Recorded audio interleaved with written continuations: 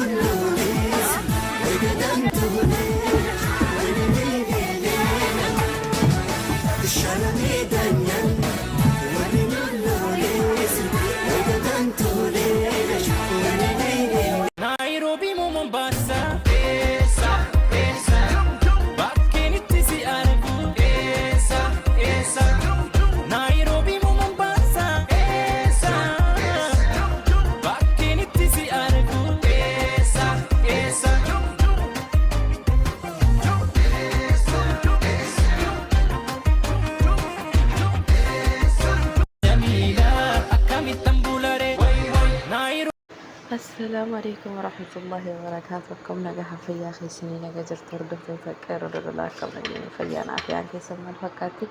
نبرة الدبريد الحمد لله كنت ربي ما شاء الله تبارك الله شر قد جلني فتح زنجلني حدا دماشي في بردك أني حرارجيني وري حرارجيد أفسي شافي معك برد فني فتح سانقولني هدونا متولا بقى جمدني baga dumaashii teessan bira akkana dhuftanii baga qaadii teessan bira maakii teessan bira dhaabbattanii akkasittiin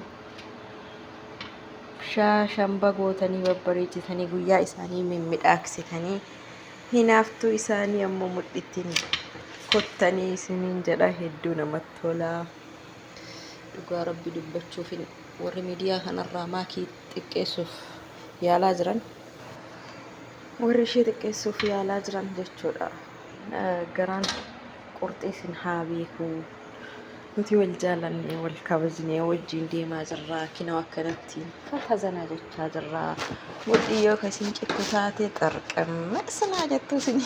jennee jirraa jedhanii jiran maakii fi eebsishaanii jechuudha. Kanaafuyyuu warri hinaaftanii warri maakiin gabaabduudha maaliidha jettanis innis dheeraadha jedhaa irraa dubbataa jirtanis waliif dhiisaa waliif rabbiin heega qoodee gabaabinnis rabbi harkaa dhuftee dheerinnis isa harkaa dhuftee qooda keessanii miti waan taheef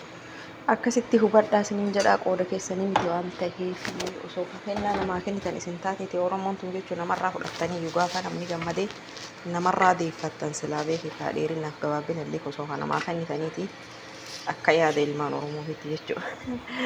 Ijoollee akkas waliin bareeddee ijoollee akkas waliin gammachuu keessa jirtu kana gammachuu isaanii faarsuu dhiisaniitiin nuqxaa irra barbaadan jechuudha qaawwee irra barbaadan jechuudha. Kanaaf waliif isin yaadhiisu jedhaanii eebbisaa ijoolleen eebba sanarraa fedhan malee isin dheerinaa gabaabina isaanii haa himtanii fi miti wanni isin bira dhufanii fi wanni isin afafoo dhufanii fi jaalala isin barsiisaa jiranii akkasii jaalala irraa baradhaa Oromoo keenyaa. hedduu namatti toltanii dhugaa rabbii waliif isin haa dhiisuu duraa waliif isin qoodee waliif isin haa dhiisuu rabbii umrii isin haa dheeressuu